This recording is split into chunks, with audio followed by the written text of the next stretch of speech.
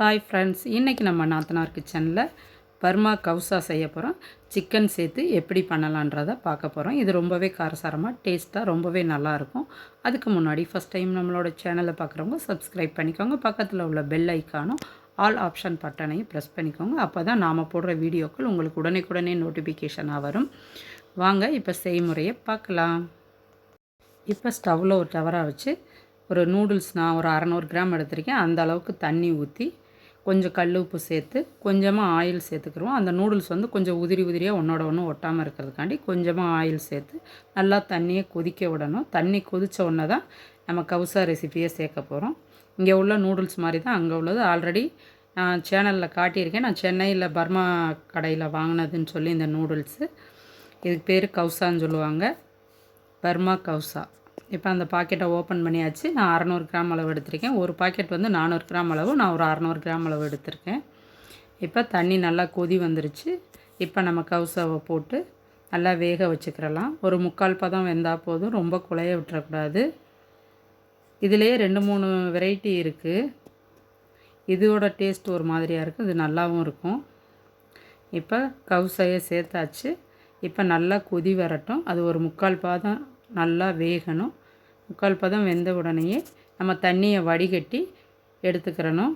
பிறகு normal water அது மேலே ஊற்றி ஒரு 2 டைம் ஊற்றி நல்லா குலுக்கி விட்டுட்டு லைட்டாக ஒரு ஸ்பூன் அளவு எண்ணெய் போட்டு பிரட்டி வச்சுக்கிறணும். இப்போ ஒரு 3/4 பதம் வெந்துருச்சு. நம்ம இப்போ அதை வடிகட்டி இப்போ சொன்ன மாதிரியே 2 டைம் ஒரு நார்மல் வாட்டர் ஊற்றி எடுத்து வச்சாச்சு. அது மேலே ஒரு ஸ்பூன் அளவுக்கு ஆயில் சேர்த்து பிரட்டி எடுத்து வச்சிட்டோம். இப்போ எப்படி பண்ணலான்றதை பார்க்கலாம். கொஞ்சம் மசாலா அதுக்கு சேர்த்துக்கிறலாம். இப்போ ஒரு கடாய் வச்சு கொஞ்சமாக ஆயில் சேர்த்து ஒரு 30 வரமிளகாய் கிட்ட லைட்டாக வறுத்து எடுத்துக்கிடுவோம். வறுத்து எடுத்து மிக்ஸி ஜாரில் சேர்த்து சில்லி ஃப்ளேக்ஸ் மாதிரி அடித்து எடுத்து வச்சுக்கிறணும். 1-2 அடித்து எடுத்து வச்சுக்கிறணும். அது லாஸ்ட்டாக நம்ம சேர்க்குறதுக்காண்டி. இப்போ நல்லா வறுபட்டுருச்சு. ஆற விட்டு மிக்சியில் போட்டு இப்போ அடித்து எடுத்துக்கிறலாம். இப்போ கவுசா வடிகட்டின தண்ணியும் எடுத்து வச்சுருக்கோம், அது கவுசையும் எடுத்து வச்சுருக்கோம். இப்போ வறுத்த மிளகாய் வத்தலை மிக்ஸி ஜாரில் சேர்த்து அதையும் இப்படி சில்லி ஃப்ளேக்ஸ் மாதிரி 1-2 அடித்து எடுத்து வச்சுக்கிறணும். இப்போ பெரிய சைஸ் டவராக வச்சு நம்ம எந்த அளவுக்கு பண்ணுறோமோ அதுக்கு தகுந்தபடி பாத்திரம் வச்சுக்கிறலாம். இப்போ அதில் தேவையான அளவு ஆயில் சேர்த்துருக்கோம். ஆயில் சேர்த்து ஆயில் நல்லா ஹீட் ஆன உடனே ஒரு சின்ன ஸ்பூன்ட்டு ஒரு ஸ்பூன் அளவு சோம்பும் பிரிஞ்சி இலையும் சேர்த்து நல்லா பொரியிற அளவுக்கு நல்லா வறுத்து விட்டுறணும். வறுத்த உடனே இது கூட நம்ம எடுத்துருக்கிற அளவுக்கு 3 பெரிய வெங்காயம் எடுத்துருக்கோம். வெங்காயமும் சேர்த்து ஓரளவுக்கு நல்லா வதங்கணும். இப்போ வெங்காயத்தை சேர்த்தாச்சு. இப்போ அதை நல்லா கிண்டி விடுவோம். ஓரளவுக்கு நல்லா வதங்கினா போதும். கோல்டன் ப்ரௌன் கலர்லாம் வரக்கூடாது. நார்மலாக ஒரு கண்ணாடி பதம் வந்தால் தான் இது டேஸ்ட்டாக இருக்குது. இதுக்கு ரொம்ப வெங்காயத்தை வதக்கிடக்கூடாது. இப்போ நல்லா வதங்கிருச்சு ஓரளவுக்கு. இப்போ இது கூட நம்ம இஞ்சி பூண்டு பேஸ்ட்டு சேர்த்துக்கிடுவோம். நம்ம எடுத்துருக்கிற அளவுக்கு நான் 2 டேபிள் ஸ்பூன் அளவுக்கு இஞ்சி பூண்டு பேஸ்ட்டு சேர்த்துக்கிறேன். இப்போ இஞ்சி பூண்டு பேஸ்ட்டு சேர்த்து அதோட பச்சை ஸ்மெல் போகிற அளவுக்கு நல்லா வதக்கி எடுத்துக்கிறணும். பச்சை ஸ்மெல் நல்லா போகிற அளவுக்கு வதக்கி எடுத்தால் தான் அதோட டேஸ்ட்டு நல்லாயிருக்கும். இப்போ நல்லா வதக்கியாச்சு. இப்போ இது கூட ஒரு 3 தக்காளியை நல்லா வாஷ் பண்ணிவிட்டு கட் பண்ணி எடுத்து வச்சுருக்கோம். மீடியம் சைஸ் தக்காளி ஒரு 3 எடுத்துருக்கோம்.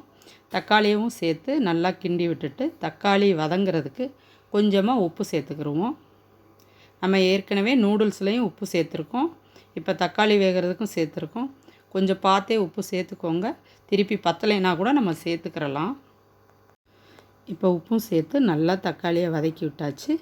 ஒரு 2-3 நிமிஷம் மூடி போட்டு வேக விட்டோன்னா தக்காளி நல்லா குழஞ்சி வெந்துடும். ஒரு 5 நிமிஷம் இது நல்லா வேகட்டும். இப்போ ஒரு 5 நிமிஷம் ஆச்சு. தக்காளி ஓரளவுக்கு நல்லாவே குழஞ்சிருச்சு. கரண்டிகிட்ட நல்லா மசிச்சு விட்டுறணும்.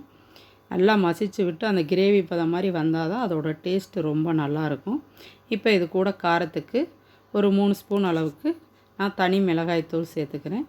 உங்களுக்கு காரம் கூட்டி குறைச்சி கூட சேர்த்துக்கோங்க. நம்ம லாஸ்ட்டாக சில்லி ஃப்ளேக்ஸ் அதுவும் சேர்ப்போம். வத்தலை வறுத்தோம்ல, வறுத்து பவுட்ரு பண்ணி வச்சுருக்கறத லாஸ்ட்டாக சேர்ப்போம். அதனால் நீங்கள் காரம் கூட்டி குறைச்சி சேர்த்துக்கோங்க.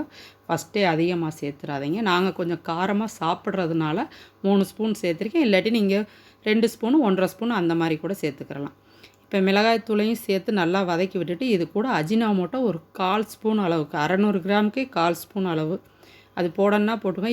இந்த கவுசா செய்கிறதுக்கு அது போட்டால் கொஞ்சம் டேஸ்ட்டு நல்லாயிருக்கும், அதனால தான்.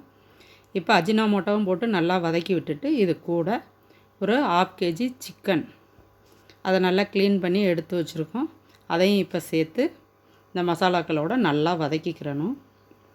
ஓரளவுக்கு அந்த எண்ணெய் மசாலாவோடு ஃபஸ்ட்டு ஒரு 5 நிமிஷம் நல்லா வதக்கி விட்டுட்டு அதுக்கப்புறம் நம்ம அந்த கவுசை வேக வச்ச தண்ணி எடுத்து வச்சுருக்கோம்ல, அதில் 1 டம்ளர்லேருந்து 1.5 டம்ளர் வரைக்கும் அந்த சிக்கன் வேகிறதுக்கு எந்த அளவுக்கு தேவைப்படுமோ அந்த அளவுக்கு நம்ம சேர்த்துக்கிறலாம். நான் இப்போ அதில் வந்து ஒரு 1.25 டம்ளர் அளவுக்கு சேர்த்துக்கிற போகிறோம். பெரிய சைஸ் டம்ளர்னால் 1 டம்ளர் போதும். இப்போ சிக்கன் வந்து நல்லா வதங்கிருச்சு ஓரளவுக்கு. இந்த அளவுக்கு வதங்கின உடனே இது சிக்கன் வேகிறதுக்காண்டி இப்போ கவுசை வேக வச்ச தண்ணி 1 கிளாஸ் அளவு சேர்த்துக்கிறலாம். இப்போ அதை சேர்த்தோன்னா அதோடய டேஸ்ட்டு கொஞ்சம் நல்லாயிருக்கும். இல்லாட்டி நீங்கள் நார்மல் வாட்டர் கூட சேர்த்துக்கிறலாம். இப்போ அதையும் தண்ணி சேர்த்து நல்லா மிக்ஸ் பண்ணி விட்டுட்டு மூடி ஒரு 10 நிமிஷம் நல்லா வேக விடுவோம். அந்த சிக்கன்லாம் வெந்து நம்ம ஊற்றின தண்ணி வந்து பாதி அளவுக்கு நல்லா வற்றி வரணும். அந்தளவுக்கு வந்தால் தான் சிக்கன் நல்லா வெந்திருக்கும். திருப்பி நம்ம நூடுல்ஸ் போட்டு வேக வைக்கலையும் கொஞ்சம் நல்லா குழஞ்சி வெந்துடும். இப்போ மூடி ஒரு 10 நிமிஷம் ஆயிடுச்சு. நம்ம ஊற்றின தண்ணி ஒரு பாதி அளவுக்கு நல்லா வற்றிருச்சு. இப்போ இதை நல்லா இன்னும் கொஞ்சம் மிக்ஸ் பண்ணி விட்டு நல்லா வேக விடணும். ரொம்ப தண்ணி வற்றிடக்கூடாது. ஓரளவுக்கு தண்ணி இருக்கையிலேயே நம்ம வேக வச்சுருக்கிற கவுசையும் சேர்த்து மிக்ஸ் பண்ணிடணும். நம்ம நூடுல்ஸ் எப்படி பண்ணுவோமோ அதே மெத்தடு தான். இதோட டேஸ்ட் வந்து வேறு மாதிரி இருக்கும், ரொம்பவே நல்லாயிருக்கும். இப்போ மிக்ஸ் பண்ணி விட்டாச்சு. தண்ணி ஓரளவுக்கு இருக்குது, எண்ணெயெல்லாம் பிரிஞ்சு வர ஆரம்பிச்சிருச்சு. நம்ம வேக வச்சு எடுத்து வச்சுருக்கிற கவுசையை சேர்த்துக்கிடுவோம். இதை சேர்த்து நல்லா அந்த மசாலாக்கள் சிக்கனோட நல்லா மிக்ஸ் பண்ணி விடுவோம். இது உதிரியாக தான் இருக்கும். சப்போஸ்ட்டு உங்களுக்கு கெட்டியாக இருந்தாலுமே அந்த கிரேவியில் சேர்த்து மிக்ஸ் பண்ணையில் நல்லா உதிரியாக வர ஆரம்பிச்சிடும். ஆல்ரெடி நூடுல்ஸ் ரெசிபி நம்ம சேனலில் ஏகப்பட்டது நான் போட்டிருக்கேன், நீங்கள் பாருங்கள். இப்போ சிக்கனையும் சேர்த்து மசாலாக்களோட நூடுல்ஸை நல்லா மிக்ஸ் பண்ணி விடணும்.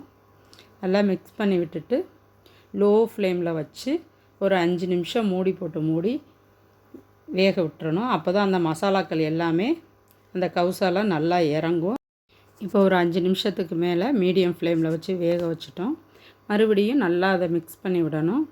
அதை நல்லா கிளறி விட்டுட்டு இது கூட வந்து இப்போ பச்சை வெங்காயம் கட் பண்ணி வச்சுருக்கிறத ஒரு வெங்காயத்தை மேலே பச்சையாக தூவி விடணும். அது கூட கொத்தமல்லி தழை கொஞ்சம் ஒரு கைப்பிடி அளவு, ஒரு பாதி கைப்பிடி அளவுனாலும் சேர்க்கணும். அந்த மிளகாய் வத்தல் வறுத்ததை 1-2 அடித்து வச்சுருக்கோம்ல, அதையும் இப்போ சேர்த்துக்கிறணும். கொஞ்சமாக காரம் கூட்டி குறைச்சி நீங்கள் சேர்த்துக்கோங்க.